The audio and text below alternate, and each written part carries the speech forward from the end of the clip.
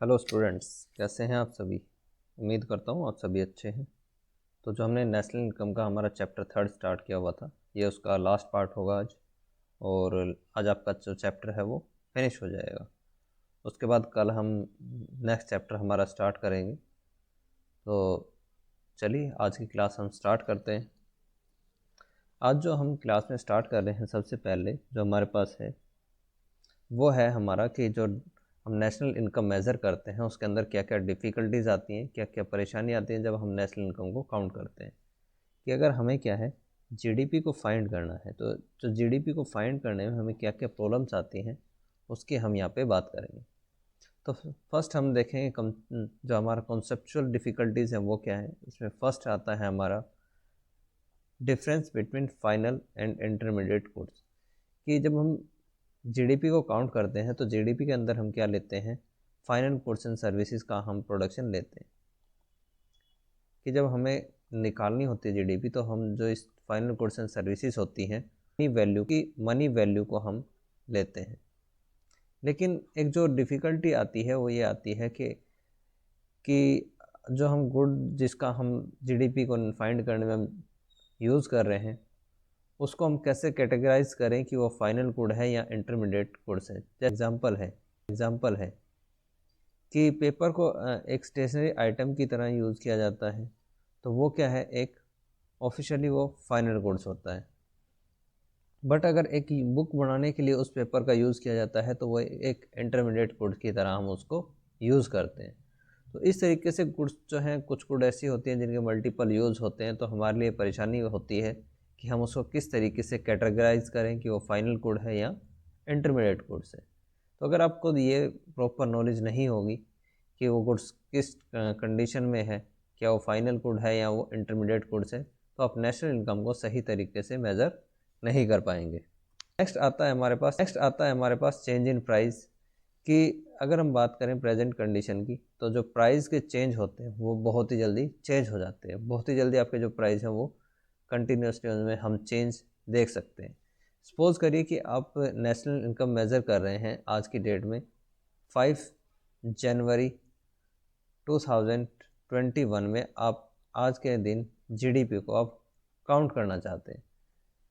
उसके बाद जब आप इस डेट पे आप जीडीपी को काउंट करना चाहते हैं, तो जो प्राइस होंगे वो प्राइस आप मेज़र कैसे करेंगे कि वो प्राइस आपके सही हैं या गलत हैं। क्योंकि जो प्राइस है उसमें कंटिन्यूसली हमें चेंज देखने को मिलता है। कि आज 5 जनवरी है, तो 5 जनवरी है तो कल हो सकता है कि जो 5 जनवरी को किसी गुड के प्राइस जो थे वो 10 रुपीज़ थे। तो हो सकता है कि जो आपका लास्ट प्रीवियस डे था 4 जनवरी 2021, हो सकता है इस दिन इस गुड के प्राइस आपके 12 रुपीज़ हो। तो ये भी एक हमारे लिए प्रॉब्लम है। और जो आपका नेक्स्ट डे आएगा, हो सकता है जो हमारा 6/1/2021 है, हो सकता है इस दिन जो प्राइस होंगे वो आपके कम होके 8 रुपीज़ रह जाते हो।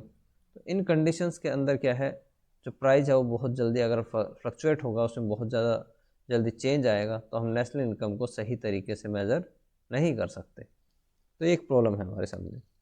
उसके बाद आता है सर्विस विदाउट रिवॉर्ड्स। कि बहुत सारी सर्विसेज ऐसी होती हैं जिनको रिवॉर्ड्स नहीं दिए जाते। जैसे कि एक तो हमारे सामने जो एग्ज़ाम्पल है वो है हमारी जो मदर होती हैं, जो घर में काम करती हैं, उनको सर्विस जो वो करती हैं, जो घर में काम कर रही हैं, उस काम के बदले में उनको कोई भी रिवॉर्ड नहीं दिए जाते। क्या हमको भी सैलरी या वेज पे हम उनको नहीं करते हैं। तो ऐसी सर्विसेज जो हैं उसको नेशनल इनकम के अंदर काउंट नहीं किया जाता, जबकि वो भी क्या है, काम कर रही होती हैं। इसी तरीके से एक टीचर है, कि अगर एक टीचर जो है कॉलेज या स्कूल में टीच करता है, स्कूल या कॉलेज के अंदर अगर वो टीच करता है तो उसको सैलरी मिलती है। लेकिन अगर वो अपने घर में जो उसके चिल्ड्रंस हैं, जो उसके बच्चे हैं, अगर वो उन्हें टीच करता है, तो वहाँ पे उसको कोई भी सैलरी या वेजेस नहीं मिलती, जबकि कर तो वो क्या रहा है, काम ही कर रहा है। तो ऐसी कंडीशन के अंदर नेशनल इनकम को मेजर नहीं किया जा सकता, जिनके अंदर आप क्या है कर रहे हैं, रिवॉर्ड कर रहे हैं, वो रिवॉर्ड उनको नहीं मिलते। तो अब कुछ सर्विसेज ऐसी होती हैं जिनको मेज़र आप नहीं करते, तो ऐसी कंडीशन में भी नेशनल इनकम को मेज़र करने में प्रॉब्लम हमें आती है। फोर्थ है हमारी प्रॉब्लम डबल काउंटिंग प्रॉब्लम, कि डबल काउंटिंग की प्रॉब्लम्स ऑलरेडी मैं डिस्कस कर चुका हूँ। तो डबल प्रॉब्लम जो है वो भी आपकी नेशनल प्रॉब्लम का काम करती है, कि हो सकता है कि आपकी जो जीडीपी है वो एक्चुअल में तो 100 करोड़ की, लेकिन जो आपका डबल काउंटिंग की प्रॉब्लम है उसके कारण ये दिखती है 300 करोड़ की। तो ये हमारी कुछ प्रॉब्लम्स आती हैं हमारे सामने। उसके बाद आपका इनकम फ्रॉम फॉरेन कंपनीज़ की, जो फॉरेन कंपनी की इनकम है, क्योंकि कोई भी देश है तो उसमें बहुत सारी एमएनसीज कंपनी वर्क करती हैं।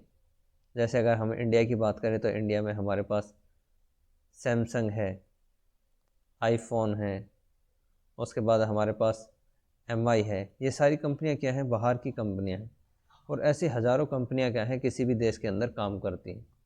तो अगर हम कंपनियों की बात करें तो वो इनकम अर्न करती हैं, लेकिन जो उन्हें प्रॉफिट होते हैं वो प्रॉफिट क्या है, वो कंपनियां जिस देश से आई हैं वो उसी देश के अंदर अपने प्रॉफिट्स को ले जाती हैं।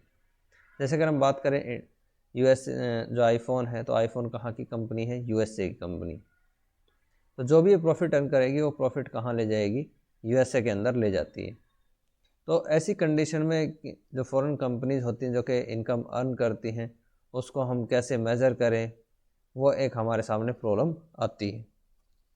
उसके बाद हम पार्शियलिटीज़ की बात करें तो एक हमारे पास बार्टर सिस्टम है, कि जो अंडर डेवलप कंट्रीज़ होती हैं उनके अंदर बार्टर सिस्टम जो प्रणाली है वो काम करती है। अगर हम बार्टर सिस्टम को अगर मैं हिंदी में बताऊं तो इसको हिंदी में कहते हैं वस्तु विनिमय प्रणाली। तो वस्तु विनिमय प्रणाली यानी कि एक गुड्स के बदले में दूसरे गुड्स को हम क्या करते हैं, एक्सचेंज करते हैं। तो यहाँ पर कोई भी जो है इसके अंदर मनी जो है वर्क में नहीं आती। तो अगर ऐसी कोई कंडीशन है तो उस कंडीशन के अंदर नेशनल इनकम को काउंट कर जो है वो नहीं किया जा सकता। तो एक हमारे पास ये समस्या आती है। दूसरा आता है अनरिलायबल स्टैटिस्टिक, कि जो हम डेटा इकट्ठा करते हैं, जो हमें गुड्स एंड सर्विसेज चाहिए, तो रियल इनकम या जीडीपी को काउंट करने के लिए, तो उसके लिए हमें ज़रूरी है कि सही हमें डेटा मिले, कि जितना हमने टैक्स पे किया है उस टैक्स का हमारे पास क्या है, करेक्ट डेटा होना चाहिए। जो गुड्स एंड सर्विसेज प्रोडक्शन हम कर रहे हैं उन गुड्स एंड सर्विसेज का हमारे पास क्या है, सही डेटा होना चाहिए। अगर ये डेटा हमारे पास जो है वो रॉन्ग आएगा तो हम जो जीडीपी काउंट करेंगे वो भी आपकी क्या होती है, रॉन्ग होगी। उसके बाद लैक ऑफ ऑक्यूपेशनल क्लासिफिकेशन, कि जब हम अंडर डेवलप कंट्री की बात करें तो बहुत सारे ऐसे ऑक्यूपेशन हैं, ऑक्यूपेशन हम बोलते हैं रोजगार, ऑक्यूपेशन का मतलब होता है रोजगार। तो यहाँ पे जो इनका क्लासिफिकेशन है वो करना मुश्किल है।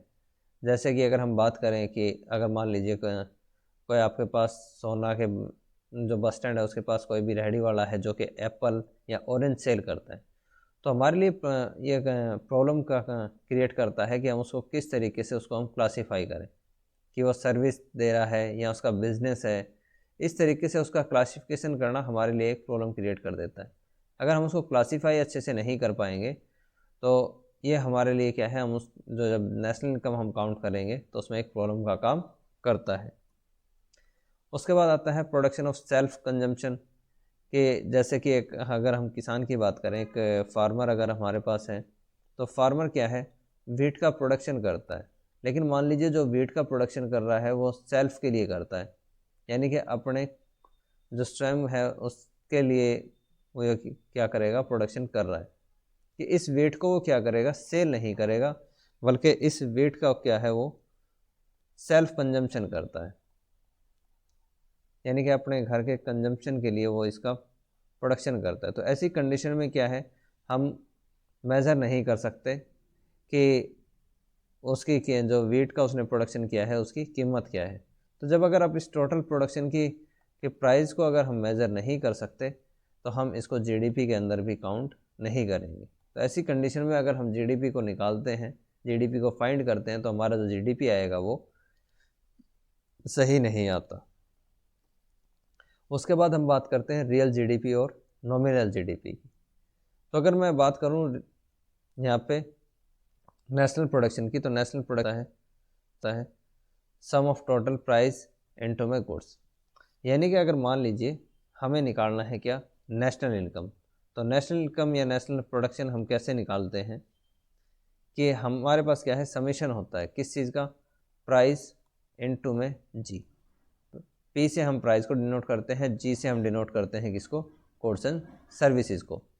मान लीजिए एक फाइनेंशियल ईयर के अंदर हमने क्या है, किसी गुड्स की 100 यूनिट्स का प्रोडक्शन किया और इसके जो प्राइस थे वो हमारे पास कितने थे, 20 रुपीज़।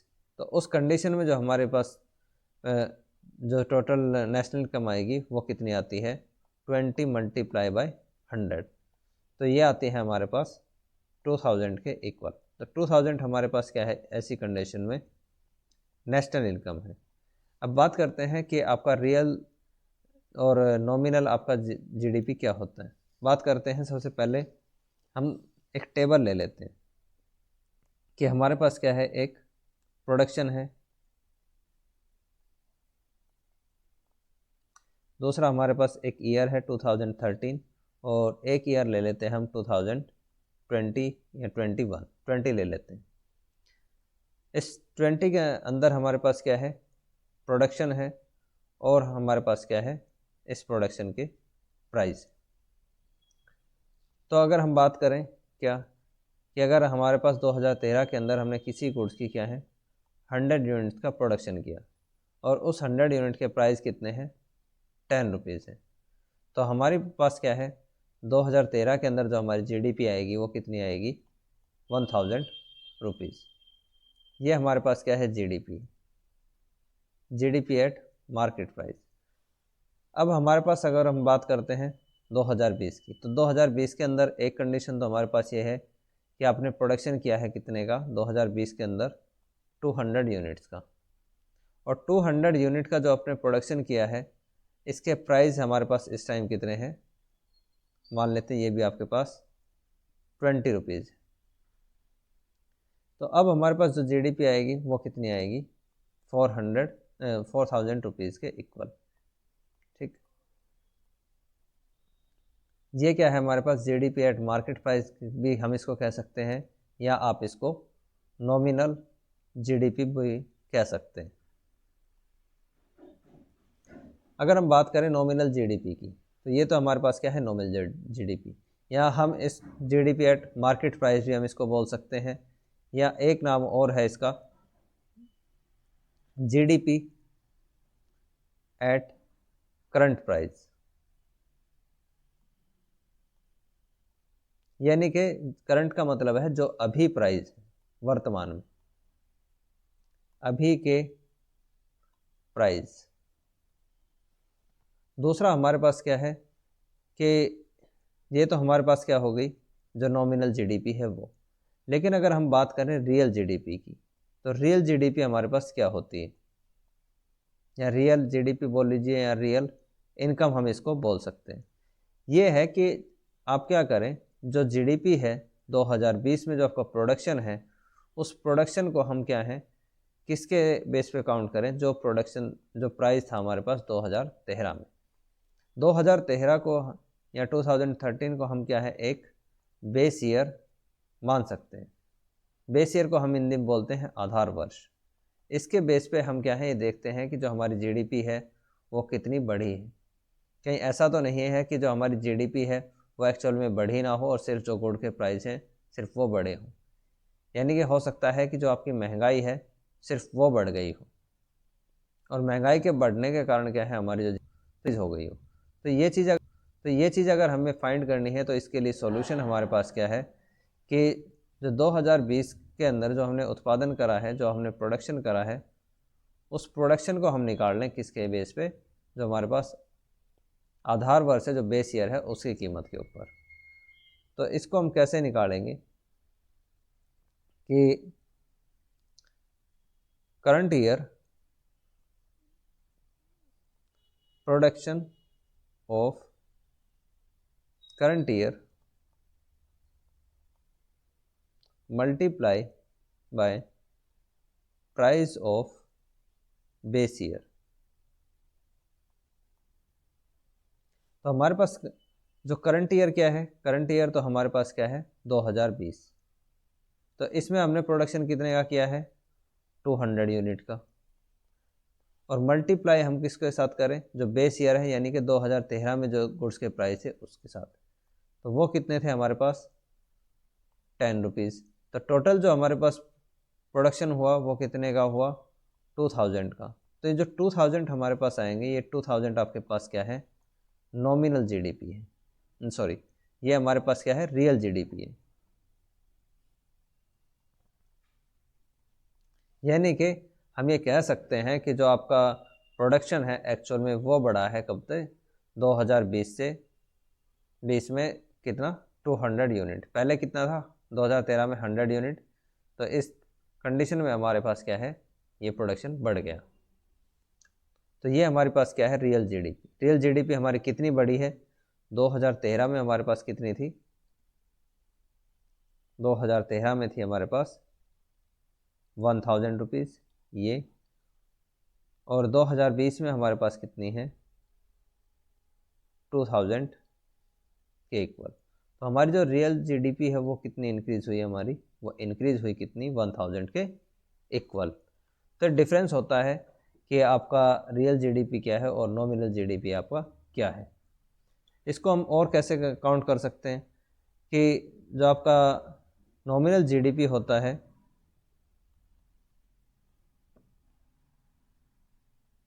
नॉमिनल हम जीडीपी को कैसे लिखते हैं, इसके अंदर हम करंट ईयर के जो प्राइस हैं उसको हम मल्टीप्लाई करते हैं करंट ईयर के प्रोडक्शन के साथ। तो हम इसको लिख सकते हैं production of current year multiply by price of current year. तो हमारे पास जो जीडीपी आएगी वो आएगी हमारी नॉमिनल जीडीपी, और रियल जीडीपी हमारे पास या रियल जो नेशनल इनकम है वो हमारे पास क्या होती है production of current year multiply by price of base year. तो जब आप इन दोनों को मल्टीप्लाई करते हैं तो हमारे पास क्या आ जाएगा, जो आपकी रियल नेशनल इनकम है वो इस तरीके से हम इसको काउंट कर सकते हैं। तो ये चीज़ हमारे पास क्या है एक समझने की, कि अगर आप एक एग्ज़ाम्पल भी लेके देखें तो एक एग्ज़ाम्पल हम कैसे ले सकते हैं इसमें, कि मान लीजिए आपका क्या है 2013 है, इसके अंदर जो गुड्स के प्राइस हैं यहाँ पे हम प्राइस ले लेते हैं और यहाँ पर हम ले लेते हैं प्रोडक्शन, कि आपके प्राइस है 10 रुपीज़ और जो प्रोडक्शन किया था वो आपने किया था 100 यूनिट्स का। तो आपके पास जो रियल जीडीपी आएगी वो कितनी आएगी आपके पास 100 मल्टीप्लाई बाय 10, ये आपके पास क्या है रियल जीडीपी है। दूसरी हमारे पास क्या है 2020 की अगर हम बात करें तो यहाँ पर हमारे पास क्या है एक प्राइस है और दूसरा हमारे पास क्या है प्रोडक्शन है। अब हम बात करते हैं कि आपका 2013 से जो हमारा प्रोडक्शन हुआ वो आपकी बार कितना हुआ है 50 रुपीज़ हुआ है, लेकिन जो आपके प्राइस हैं वो कितने हो गए 100 है। तो इस कंडीशन में अगर आप जीडीपी काउंट करेंगे तो वो कैसे आती है प्राइस इनटू में प्रोडक्शन यानी कि गुड्स एंड सर्विसेज। तो ये हमारे पास क्या है 50 है और ये हमारे पास क्या है 100। तो 100 मल्टीप्लाई बाय 50, तो यह हमारा किसके इक्वल आता है 5000 के। तो ऐसे तो अगर हम बात देखें, अगर इस तरीके से हम देखते हैं तो हमारी क्या है जीडीपी इंक्रीज़ हुई हमें दिखती है, कि यहाँ पर हमारी जीडीपी क्या है इंक्रीज़ हुई है। किसके कंपैरिजन में 2013 के कंपैरिजन में। जीडीपी या national income at current price greater than किसके अंदर 2020 के अंदर ग्रेटर देन है किससे 2013 के अंदर जो हमारी जीडीपी थी उससे। लेकिन एक क्वेश्चन है कि क्या एक्चुअल में हमारी जीडीपी जो है वो इंक्रीज़ हुई, नहीं। क्यों? क्योंकि जो प्रोडक्शन हम कर रहे थे उससे प्रोडक्शन हमारा क्या है पहले के कंपैरिजन में कम हुआ है। पहले हमारा 100 यूनिट का जो प्रोडक्शन था वो अब कितने का रह गया है 50 यूनिट का। तो ये जो जीडीपी हमारी बढ़ी है 2020 के अंदर, उसका जो कारण है वो है आपका इन्फ्लेशन, महंगाई के कारण ये क्या है आपकी जीडीपी बढ़ी है। तो हमारे लिए अच्छा ये है कि अगर हमें जीडीपी एक्चुअल में निकालनी है तो हम उसको निकालें रियल नेशनल इनकम, जो कि हमारी होती है कि हम एक बेस ईयर मान लें और उस बेस ईयर के बेस जो प्राइस आएंगे उसके ऊपर हम देखें कि हमारा जो प्रोडक्शन है उसकी वैल्यू क्या निकल के आती है। तो ये चीज़ें हमारे पास हैं। उसके बाद ये चीज़ें मैंने आपको एक्सप्लेन कर दी कि नॉमिनल जीडीपी क्या होती है और रियल जीडीपी हमारे पास क्या होती है। इसको आप एक टेबल से, जो हमारे पास ये टेबल है, इस टेबल से भी हम इसको क्या है समझ सकते हैं। टेबल हमारे पास क्या शो करती है कि यहाँ पे प्राइस दिए हैं 2004-05 के, कि 2004-05 के अंदर आपके पास क्या है कम्युनिटी है, उसकी क्वांटिटी है, प्राइस, और आपके पास क्या है मार्केट वैल्यू। कि अगर हम वेट की बात करें तो वेट का जो प्रोडक्शन था वो 20 टन था, और इस 20 टन जो पर टन प्राइस है वो हमारे पास क्या थे 100 थे। तो 20 को हम मल्टीप्लाई कर दें किसके साथ 100 के साथ, तो हमारे पास मार्केट वैल्यू आ जाती है कितनी 2000। उसी तरीके से हमारे पास क्या है क्लॉथ है, क्लॉथ की आपने 100 मीटर्स का आपने प्रोडक्शन किया, जो पर मीटर प्राइस है वो थे 5, तो 5 मल्टीप्लाई बाय 100, तो 500 हमारे पास क्या है टोटल मार्केट वैल्यू हो गई क्लॉथ की। उसी तरीके से हमारे पास शुगर है, और शुगर की जो वैल्यू है मार्केट वो है हमारे पास 2500। तो जब आप इन सभी को ऐड करते हैं तो हमारे पास क्या आता है टोटल मार्केट वैल्यू कितनी 5 जो 1000 है वो। उसके बाद अगर हम बात करें कि 2013-14 के अंदर जो कंडीशन है वो क्या हो जाएगी, अगर आप इसको देखेंगे तो 2013-14 के अंदर जो प्रोडक्शन है वो चेंज नहीं हुआ है। पहले भी प्रोडक्शन आपका 20 टन था वेट का, वो आज भी कितना है 20 टन है। जो क्लॉथ है वो भी पहले भी है 100 मीटर था, लेकिन आज भी कितना है 100 मीटर है। और इसी तरीके से आपके पास शुगर है, पहले भी हम 5 टन का प्रोडक्शन कर रहे थे, अभी भी हम कितना है 5 टन का प्रोडक्शन कर रहे हैं। लेकिन जो प्राइस हैं वो प्राइस क्या हो गए चेंज हो गए। पहले जो आपके प्राइस होते थे वो क्या होते थे 100 रुपीज़ पर टन, जो कि इंक्रीज़ हो गए कितने 100 से इंक्रीज़ होकर ये हो गए 1000। तो जो वैल्यू है 20 टन की वो क्या हो गई इंक्रीज़ होकर 20,000 आपकी हो गई। उसी तरीके से जो क्लॉथ का जो प्राइस था जो कि 5 रुपये पर मीटर था, इस 5 रुपये पर मीटर से प्राइस इंक्रीज़ होकर हो गया 20 रुपीज़ पर मीटर। तो आपकी जो मार्केट वैल्यू है वो क्या हो गई इंक्रीज़। इसी तरीके से आपका शुगर है, शुगर के पहले जो प्राइस थे वो 500 रुपीज़ पर टन थे, जो कि अब आपके इंक्रीज़ हो गए 1600 रुपीज़ पर टन। तो जब आप इनको मल्टीप्लाई करते हैं कि 20 को जो हमारे पास क्या है ये जो 20 है, इस 20 को आप मल्टीप्लाई करें 1000 के साथ, 100 मल्टीप्लाई बाय 20 और 5 मल्टीप्लाई बाय 1600, तो आपके जो पास जो वैल्यू आती है वो आती है ये 20,000, 2000 और 8000। तो आप इनको जब ऐड करेंगे तो हमारे पास क्या आती है 30,000 रुपीज़ की वैल्यू। और ये 30,000 क्या है आपकी, ये है आपके पास जीडीपी एट मार्केट प्राइस, या आप इसको और बोल सकते हैं जीडीपी एट करंट प्राइस, या आप इसको बोल सकते हैं मॉनेटरी इनकम, या हम इसको बोल सकते हैं नॉमिनल इनकम। आप इसको किसी भी नाम से बोल सकते हैं।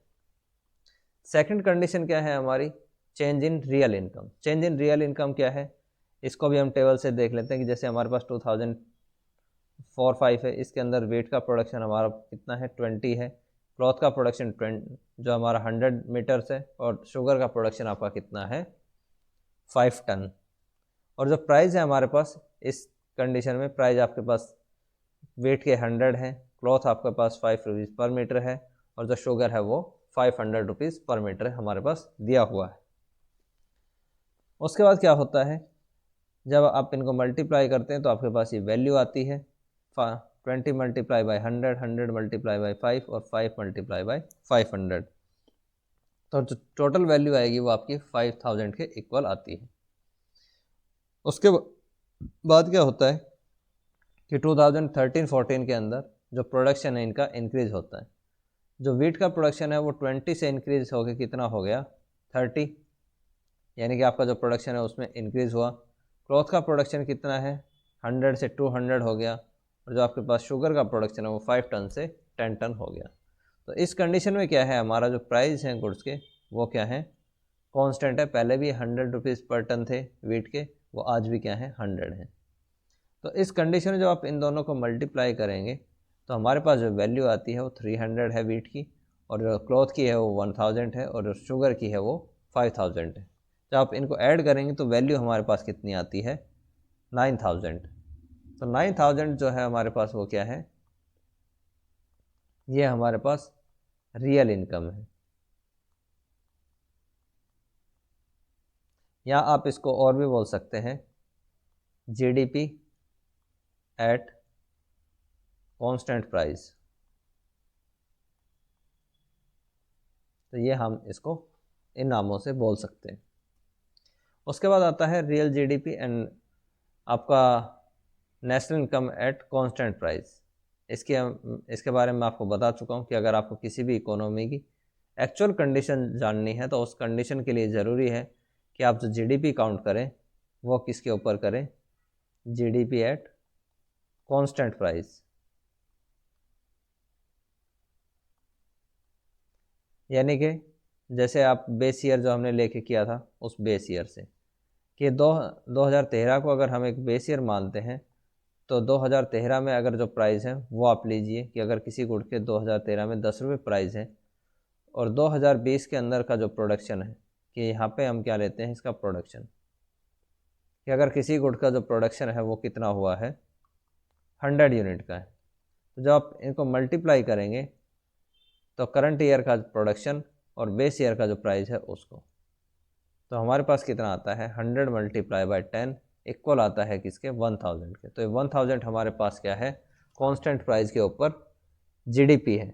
बेसिकली ये आपका क्या है एक्चुअल में जो जीडीपी है उसकी ग्रोथ को बताता है, क्योंकि हो सकता है कि आपका जो 2020 है इसके अंदर आपका जो प्रोडक्शन है वो कम हुआ हो, लेकिन अगर हम इसको मार्केट प्राइस के बेस पे काउंट करते हैं तो ये एक्चुअल से जो है वो ज़्यादा कंडीशन हमें दिखा सकता है कि एक्चुअल कंडीशन में अगर आपकी जीडीपी जो है वो 1000 है तो हो सकता है ये इन्फ्लेशन के कारण या प्राइस बढ़ने के कारण इसको ये 5000 रुपीज़ दिखा दे, जो कि सही कंडीशन हमें शो नहीं करेगा। उसके बाद आता है कन्वर्जन। कन्वर्जन हमारे पास क्या है कि हम किस तरीके से आपकी मॉनेटरी इनकम को रियल इनकम के अंदर हम कन्वर्ट कर सकते हैं। इसके अंदर एक हम पढ़ेंगे बेस ईयर। बेस ईयर की बात मैंने अभी आपको बता दी कि बेस ईयर हमारे पास क्या होता है, किसी एक पर्टिकुलर ईयर को हम एक बेस ईयर के तौर पे हम काउंट करते हैं। तो बेस ईयर की जो वैल्यू है वो हमेशा हम क्या है 100 उसको एज्यूम करके चलेंगे। ये आप इसको हमेशा याद रखें कि जो बेस ईयर की वैल्यू है उसको हम ऑलवेज इक्वल जो है वो 100 के हम रखते हैं। उसके बाद हमें एक इसके अंदर जीडीपी डिफ्लेटर पढ़ते हैं। जीडीपी डिफ्लेटर क्या है, बेसिकली ये हमें जो आपकी जीडीपी है उसमें एक्चुअल चेंज को बताता है कि एक्चुअल चेंज हमारे पास कितना हुआ है। कि अगर आपकी जो वैल्यू है वो 100 से ऊपर जाती है तो हम कहते हैं कि जो हमारी जीडीपी है उसमें ग्रोथ हुई है, और अगर आपकी जो वैल्यू है वो 100 से कम होगी तो उसके अंदर हम कहते हैं कि आपकी जीडीपी पहले के कंपैरिजन में। अगर हम बात करें इसकी जीडीपी डिफ्लेटर क्या है और हम इसको कैसे काउंट करते हैं, तो सबसे पहले जो जीडीपी डिफ्लेटर है इसी को ही हम बोलते हैं प्राइस इंडेक्स। प्राइस इंडेक्स भी हम इसको बोलते हैं। तो हम इसको कैसे निकालेंगे, जीडीपी एट करंट प्राइस या फाइनल गुड्स एंड जो सर्विसेज है उसकी वैल्यू किसके ऊपर है, करंट प्राइस के ऊपर। तो आप इसको कैसे लिख सकते हैं, इसको हम नॉमिनल इनकम या नॉमिनल जीडीपी अपॉन में रियल जीडीपी भी हम इसको लिख सकते हैं। तो नॉमिनल जीडी अपॉन में रियल जीडीपी भी हम इसको लिख सकते हैं। क्योंकि हमें पता है कि जीडीपी जो आपके कांस्टेंट प्राइस पे होती है वही हमारे पास क्या है, नॉमिनल जीडीपी भी हम उसको बोलते हैं। दूसरा हमारे पास है जीडीपी एट कांस्टेंट प्राइस की। जीडीपी को जब हम कांस्टेंट प्राइस के ऊपर काउंट करते हैं तो उसी को हम क्या है, रियल जीडीपी बोलते हैं। तो आप ये फॉर्मूला भी यूज़ कर सकते हैं। दूसरा हमारे पास है कि अगर आपके पास जो है रियल नेशनल इनकम निकालनी है या national income at constant price अगर आपको निकालना है तो उसको हम मल्टीप्लाई कर देते हैं किसके साथ, 100 के साथ, कि आपके पास national income at current price upon में करंट प्राइस इंडेक्स या जीडीपी डिफ्लेटर की जो वैल्यू आती है वो। तो उससे हम क्या निकाल सकते हैं कि कितना हमारी जो है वो नेशनल इनकम है। कि यहाँ से हम क्या है, जीडीपी डिफ्लेटर की वैल्यू निकाल लें कि अगर आपके पास जो जीडीपी नॉमिनल जीडीपी है वो कितनी थी आपके पास 100 और रियल जीडीपी कितनी थी हमारे पास 10, तो हमारे पास जो वैल्यू आएगी जीडीपी डिफ्लेटर की वो कितनी आती है 10 के इक्वल। तो उस कंडीशन में हम क्या करेंगे कि आपकी नेशनल इनकम करंट प्राइस के ऊपर यानी कि ये 100 जो है उसको हम यहाँ पे रख देते हैं और जो ये वैल्यू आएगी हमारे पास, ये जो 10 हमने जीडीपी डिफ्लेटर है इसकी वैल्यू को हम नीचे रखेंगे और मल्टीप्लाई कर देंगे हम 100 के साथ। तो ये हमारे पास क्या आ जाएगा, परसेंटेज चेंज इन जो ये हमारे पास आता है national income at constant price. तो 100 मल्टीप्लाई कर देंगे हम इसको 100 के साथ अपॉन में 10। तो इस 10 से क्या है 10 आपकी कैंसिल हो जाएगी। तो आपके पास जो रियल इनकम आती है वो कितनी आएगी आपके पास 1000 रुपीज़ के इक्वल। ये हमारे पास क्या है, 0 कैंसिल हो गई थी, 10 मल्टीप्लाई बाय 100। तो हमारे पास जो रियल इनकम आती है, रियल नेशनल इनकम, वो हमारी आती है 1000 के इक्वल। उसी तरीके से हम क्या है मॉनेटरी इनकम भी काउंट कर सकते हैं कि अगर आपको मॉनेटरी इनकम निकालनी है तो जीडीपी डिफ्लेटर और मल्टीप्लाई हम उस क्या कर दें कांस्टेंट प्राइस के ऊपर जो हमारी क्या है नेशनल इनकम है, तो उसको हम काउंट कर दें और डिवाइड कर दें किसके साथ, 100 के साथ। तो हमारे पास क्या आ जाएगी, नॉमिनल या हमारे पास जो मॉनेटरी नेशनल इनकम है वो निकाल के हमारे पास आ जाती है। जैसे जीडीपी डिफ्लेटर की वैल्यू कितनी थी हमारे पास 10 और जो हमारे पास कांस्टेंट प्राइस के ऊपर जो इनकम थी वो कितनी थी आपके पास 10 में कितना अपॉन 10। तो 10 तो 10 तो 10 तो 10 इंटू 10 ये हमारे पास किसके इक्वल आती है 1 के। तो इस तरीके से हम चीज़ों को क्या है निकाल सकते हैं।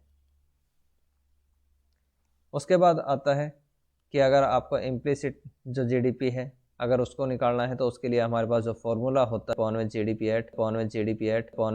एट बेस प्राइस इनटू में हम क्या कर दें 100 से मल्टीप्लाई, तो वो हमारे पास आ जाता है इम्प्लिसिट प्राइस इंडेक्स या इम्प्लिसिट डिफ्लेटर। डिफ्लेटर बेसिकली आपको क्या है ये बताता है कि आपके जो प्राइस है उसमें कितना चेंज हुआ है।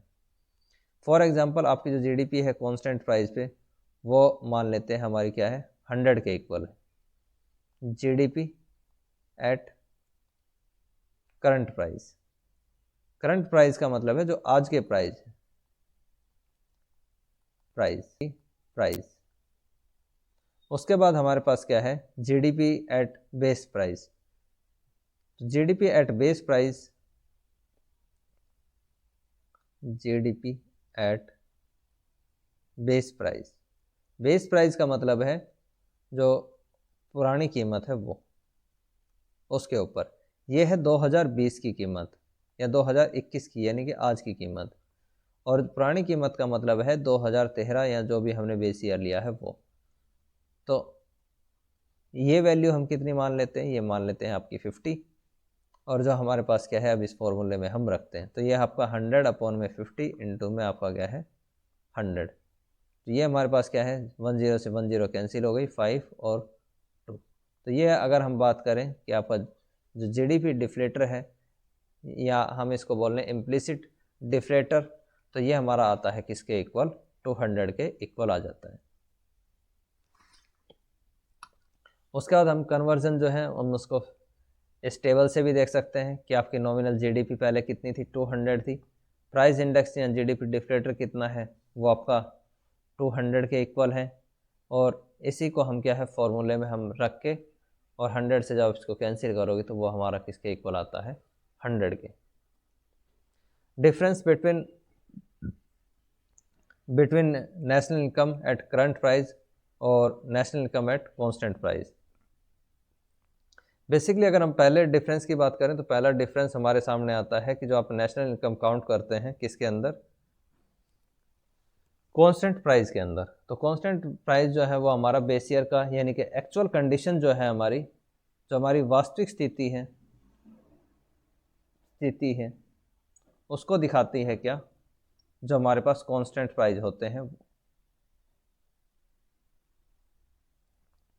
Constant price. और जो हमारी दूसरी कंडीशन है वो हमें क्या है कंडीशन दिखाते हैं रियल प्राइस, जो सॉरी आपका जो आपका करंट प्राइस है करंट ईयर के वो।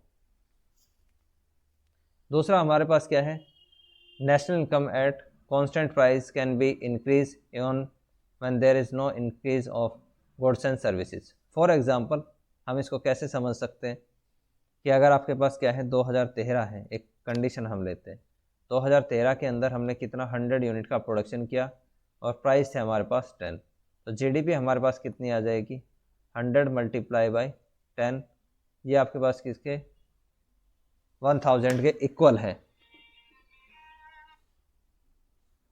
ये क्या है हमारे पास 1000 के इक्वल आता है। मान लीजिए कि अब कंडीशन क्या है 2021 की हम बात करें कि 2021 के अंदर आपका क्या है प्रोडक्शन, तो आपका क्या हो गया 2013 के कंपैरिजन में 50 यूनिट का, लेकिन आपके जो प्राइस थे वो कितने हो गए 100 के। प्राइस आपके इंक्रीज हो गए 10 से 100 रुपीज़, लेकिन जो आपका प्रोडक्शन था वो कम होके कितना हो गया 50। तो अगर हम 2021 में जीडीपी को काउंट करेंगे तो ये आपका 100 मल्टीप्लाई बाई 50 ये इक्वल किसके आता है 5000 के। तो 5000 एक्चुअल में हमारी क्या है जीडीपी नहीं बढ़ी, बल्कि महंगाई के बढ़ने के कारण हमें जो है वो जीडीपी इंक्रीज होती हुई दिखाई देती है। तो इस तरीके से हम इसको काउंट कर सकते हैं। उसके बाद अगर हम पर कैपिटा इनकम की बात करें तो पर कैपिटा इनकम जो है वो बेसिकली हमें क्या दिखाती है कि आपकी क्या है कि जितनी भी आपकी नेशनल इनकम होती है उसको अगर डिवाइड कर दें हम पॉपुलेशन के साथ तो हमारे पास क्या आ जाती है पर कैपिटा इनकम। कि अगर आपकी नेशनल इनकम थी कितनी, वो आपकी 1000 के इक्वल थी और जो टोटल देश की पॉपुलेशन है वो आपकी कितनी है 100 है, तो हर व्यक्ति को जो मिलेंगे वो आपके क्या है 10 रुपीज़, और ये 10 रुपीज़ आपके पास क्या है पर कैपिटा इनकम है। PCY से हम इसको डिनोट करते हैं। तो हम इसको कैसे लिख सकते हैं, इसका मतलब क्या है कि मान लीजिए एक घर में कितने 10 लोग हैं, ठीक, और ये जो 10 लोग हैं ये इनकी इनकम जो है वो कितनी है आपकी 1000 रुपीज़। तो इन 10 लोगों में हमें क्या है इस 1000 को डिवाइड करना है। तो हम इसको कैसे कर सकते हैं, अलग अलग तरीके से हम इसको डिवाइड कर सकते हैं। हो सकता है किसी को इन 10 जो आपके पास 1000 है इसमें से आप किसी को 500 रुपीज़ मिले, किसी को 50 मिले, किसी को 20 मिले और किसी को 100 मिले। तो इस तरीके से हम क्या है इनको डिवाइड करते हैं, और जब हम इन सभी को क्या है 10 लोगों के अंदर डिवाइड कर देंगे तो टोटल जब हम इनका सम करेंगे तो सम हमारे पास बाद में आएगा कितना 1000 के इक्वल। तो उसको हम बोलते हैं जीडीपी, या सॉरी जो हम पर कैपिटा इनकम है वो, कि जितनी भी हमारी जीडीपी हुई थी हम उसको डिवाइड कर दें किसके साथ, टोटल पॉपुलेशन के साथ। पॉपुलेशन हमारे पास ये है और जो हमारे पास नेशनल इनकम है वो कितनी है 1000 के इक्वल। जीडीपी जो और वेलफेयर है उसका रिलेशन हम देख लेते हैं कि सबसे पहले आता है डिस्ट्रीब्यूशन ऑफ इनकम, कि जो आपका जीडीपी है एक्चुअल में वो सही तरीके से दिखाता नहीं है किसको, वेलफेयर को। वेलफेयर का मतलब है कि जो लोग देश में रहते हैं उनकी स्थिति क्या है, उनकी कंडीशन क्या है। कि कई बार हम ये मान लेते हैं कि आपका जो जीडीपी है उसका बढ़ना अगर वो इंक्रीज होती है तो पर कैपिटा इनकम भी इंक्रीज होगी। पर कैपिटा इनकम मतलब जो आम व्यक्ति हैं उनकी आय, कि अगर जीडीपी बढ़ती है तो उनकी जो आय जो है वो भी इंक्रीज होगी। बट यहाँ पे एक प्रॉब्लम है कि जीडीपी का डिस्ट्रीब्यूशन कैसा है। यानी कि जो लोग हैं उसमें जीडीपी जो है आपकी वो कैसे डिवाइड हो रही है कि एक तो आपके पास अगर मान लीजिए 100 रुपीज़ के इक्वल जीडीपी है और क्या है दो ही लोग हैं, तो अगर ये 50-50 अगर दोनों में डिवाइड होती है तो बेस्ट कंडीशन है ये कि यहाँ पे आपका क्या है दोनों लोग इस कंडीशन जो है वो अच्छी होगी। लेकिन अगर मान लीजिए आपके पास क्या है 100 रुपीज़ की जीडीपी है, लेकिन इस 100 में से दो लोगों को, एक को तो मिल जाए 95 रुपीज़ और दूसरे को क्या है सिर्फ 5 रुपीज़ मिले, तो ये तो क्या है रिच हो जाएगा और ये क्या है पुअर है। तो ऐसी कंडीशन में जो है वेलफेयर की कंडीशन हम उसको नहीं कह सकते। तो किसी भी कंडीशन में जो हम ये नहीं कह सकते कि आपका जो जीडीपी है सिर्फ उसका इंक्रीज होना ही क्या है नेशनल जो लोगों का वेलफेयर है उसको बढ़ाता है। दूसरा आता है कंपोजिशन ऑफ जीडीपी कि आपको जो जीडीपी बढ़ रही है, हम जो जीडीपी है उसको इंक्रीज़ कर रहे हैं, तो ये इंक्रीज़ कब होती है जब हमारी कंट्री में क्या है गुड्स एंड सर्विसेज का प्रोडक्शन जो है वो इंक्रीज़ हो। तो जब गुड्स एंड सर्विसेज का प्रोडक्शन इंक्रीज़ होता है तो हमारी क्या है जीडीपी भी इंक्रीज़ होती है। लेकिन एक क्वेश्चन जो हमारे पास है वो ये है कि जो जीडीपी है वो किस टाइप के गुड्स के प्रोडक्शन से बढ़ रही है। अगर इसमें जो है आपका डिफेंस है, जैसे गन हो गई, जो आपके एयरक्राफ्ट हो गए, अगर इस तरीके की जो युद्धकालीन जो चीज़ें हैं जो वॉर में काम आती है, अगर इनसे प्रोडक्शन बढ़ता है, इससे जीडीपी बढ़ती है, तो वहाँ पे हम कह सकते हैं कि जो आपका वेलफेयर है वो नहीं बढ़ेगा, क्योंकि इससे किसी भी कंडीशन में जो लोगों की ज़िंदगी है उसके ऊपर पॉजिटिव इम्पैक्ट नहीं आता। या हम ये कह लें कि अल्कोहल है या जो आपकी शराब होती है उसके प्रोडक्शन बढ़ने से आपकी क्या है जीडीपी बढ़ रही है, तो वहाँ पे तो लोगों की जो कंडीशन है शराब पीने से और ज़्यादा ख़राब होती है। तो हमें देखना पड़ेगा कि जो हमारी जीडीपी है उसका कंपोजिशन क्या है। उसके बाद आता है नॉन मॉनेटरी एक्सचेंज कि जो नॉन मॉनेटरी एक्सचेंज है उसको काउंट नहीं किया जाता है। तो ऐसी कंडीशन में क्या है हम ये पता नहीं लगा सकते कि लोगों का वेलफेयर है वो इंक्रीज़ हो रहा है या डिक्रीज़ हो रहा है। जो हमारा नॉन मॉनेटरी एक्सचेंज है उसका मतलब मेरा यहाँ पे आपका जो है वो वाटर सिस्टम से है, यानी कि वस्तु विनिमय प्रणाली। वस्तु विनिमय प्रणाली कि वस्तु विनिमय प्रणाली का क्या है बेसिकली यहाँ पे यूज़ नहीं किया जाता जीडीपी को काउंट करने में। तो ऐसी कंडीशन में हम जो है वेलफेयर को रिकॉर्ड नहीं कर पाएंगे कि जो जीडीपी है उसमें चेंज होने से लोगों की जो लाइफ है उसके ऊपर कैसा चेंज आया है, कि अगर जीडीपी इंक्रीज होने से जो वेलफेयर है, जो कल्याण है लोगों का, वो इंक्रीज हुआ है या डिक्रीज हुआ है। तो ऐसी कंडीशन में हम उसको फाइंड नहीं कर पाते। उसके बाद आता है एक्सटर्नलिटीज़ कि जो जीडीपी है उसके बढ़ने से जो लोगों की जो ज़िंदगी है उसके ऊपर कैसा इम्पैक्ट पड़ा है। एक्सटर्नलिटीज़ का मतलब होता है कि मान लीजिए कोई एक व्यक्ति है राम, और राम ने क्या करा, एक वेलफेयर के लिए क्या करा, इसने एक गार्डन जो है वो बनाया। इसने अपने घर के बाहर एक गार्डन बनाया है और उस गार्डन के अंदर इसने क्या है बहुत सारे फ्लावर जो है वो लगाए और उस फ्लावर से क्या है अच्छी सुगंध आती है। तो राम तो इसका बेनिफिट ले ही रहा है, राम को तो इसका क्या है प्रॉफिट होता ही है। लेकिन राम के साथ साथ जो इसका पड़ोसी है श्याम, उसने ना तो गार्डन बनाया है, लेकिन उस श्याम को भी क्या है इस गार्डन का क्या मिलेगा, प्रॉफिट मिलता है। तो इसको हम बोलते हैं पॉजिटिव एक्सटर्नलिटीज़ कि राम ने कुछ भी नहीं, जो श्याम है उसने कुछ भी नहीं किया, लेकिन फिर भी उसको क्या है प्रॉफिट होते हैं। तो ऐसी कंडीशन में जो है उसका जो वेलफेयर है श्याम का वो भी इंक्रीज होता है।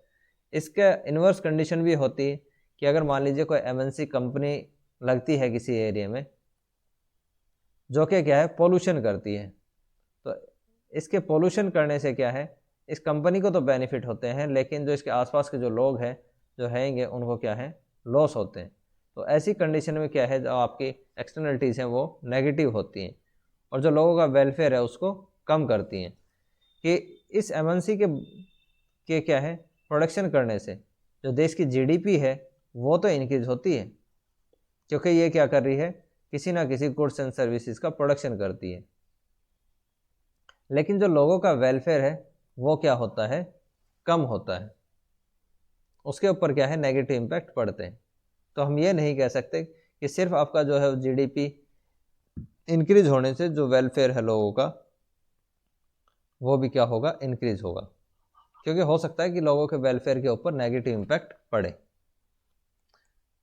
तो ये हमारा लेक्चर था, ये आपकी लास्ट क्लास थी। कल से हम जो हमारा चैप्टर नंबर 4 है उसकी हम स्टार्टिंग करेंगे। तो अगर इस चैप्टर से रिलेटेड आपके कोई भी डाउट है तो आप मुझसे क्वेश्चन पूछ सकते हैं। तब तक के लिए all the best, have a nice day.